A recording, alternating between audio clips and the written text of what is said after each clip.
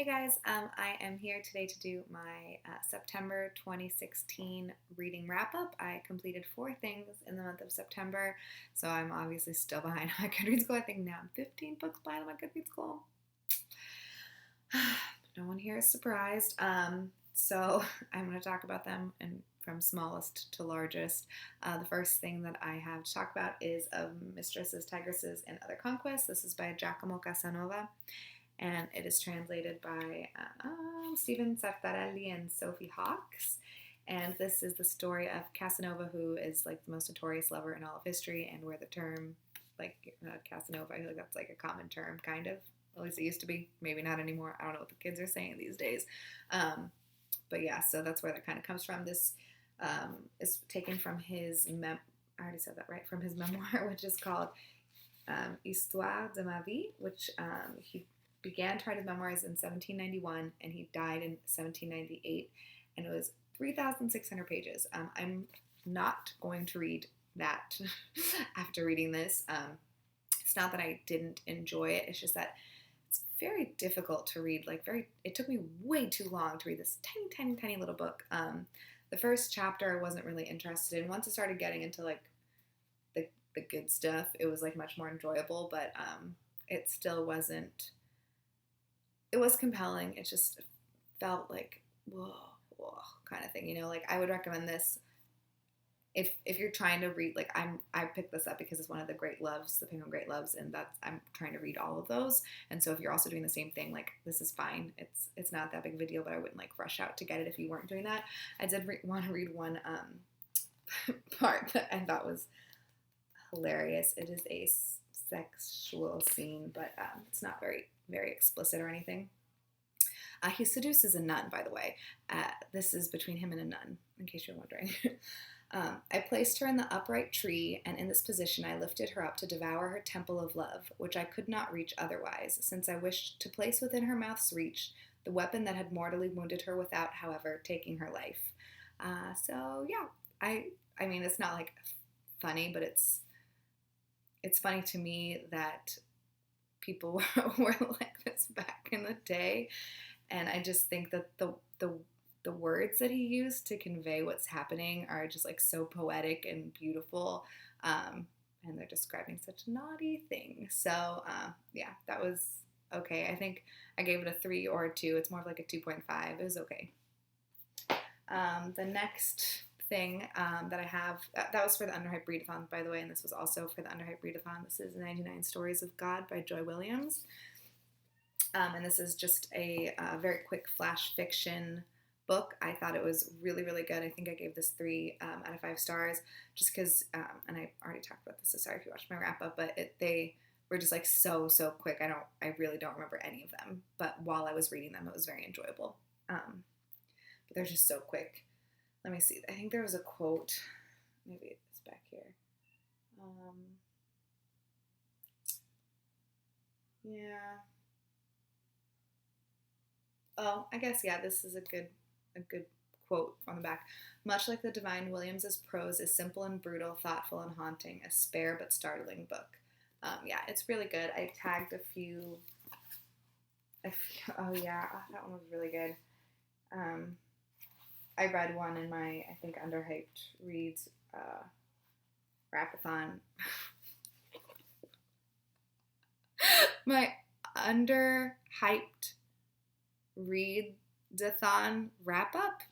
I don't know what's happening right now, guys. The next thing that I have is The Road by Cormac McCarthy. This is my first McCarthy, and it was so good. Gosh, brutal. So brutal.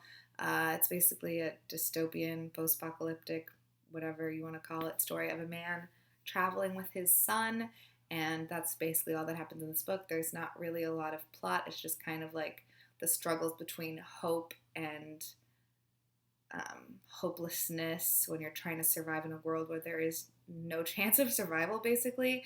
And I thought it was really interesting because I wasn't really expecting any, like, this isn't a plot type book.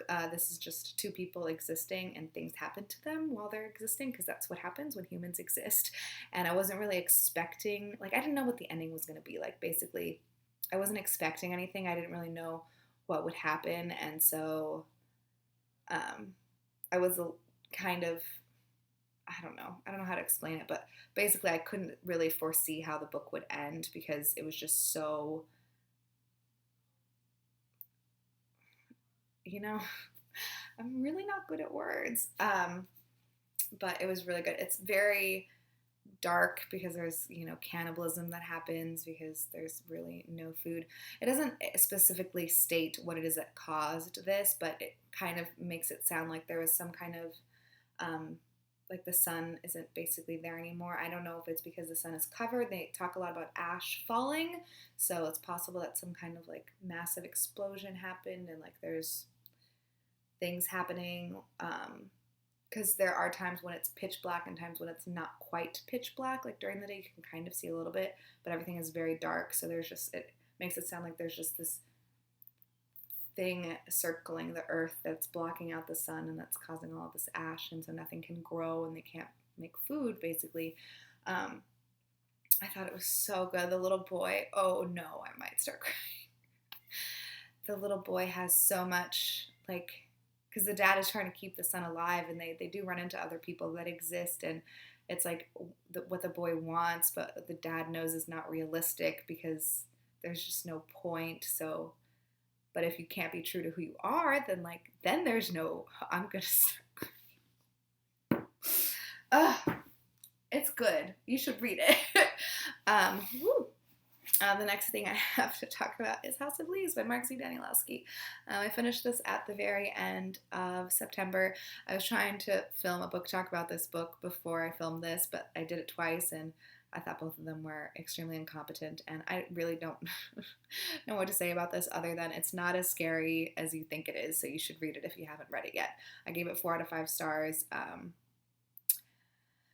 There's a lot going on. I really can't describe the plot to you. I thought it was going to be like a very creepy book, and I thought it was going to be very difficult to read because it's not even just big. Like, this book is heavy.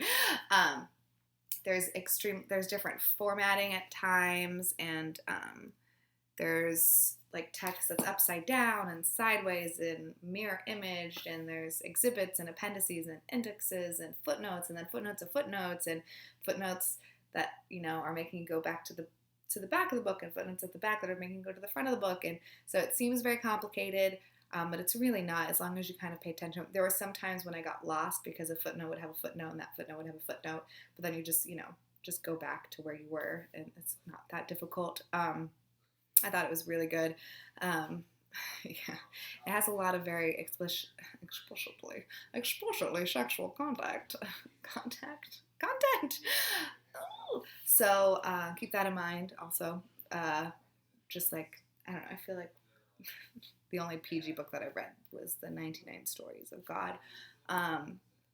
But yeah, I think it was a really enjoyable read, and I'm really glad that I have accomplished this. And now I want to read more of his works, probably like in 5 to 6 months, because I don't think I can handle another one right now. Not to say that I didn't enjoy this. I enjoyed it a lot, and I would recommend it. There are times when it is extremely pretentious. It kind of reminds me, I feel like people complain about Moby Dick and how there's a lot of whale facts, and like Anna Karenina. I haven't read Moby Dick, so I can't like speak from experience, but in Anna Karenina, I specifically remember, like, I loved that book. But I gave it 4 out of 5 stars because there's a lot of talk about farming and like horse racing, and there's all these random parts that have all these facts that I just don't, not that I don't care, but they're not really integral to the story. And so Zampano, who's the creator of this kind of report, he has very strange things like that in this book. And so it gets kind of dry and tiresome, but like you just power through and then you get to the juicy stuff again. So it's worth it. Yeah, it's worth it. So that was it, under 10 minutes. Boom. I hope everyone has a great day. Let me know if you read anything super great in the month of September. If you read any of these books and want to talk to me about them, do it in the comments. Oh, that was weird. Okay, bye.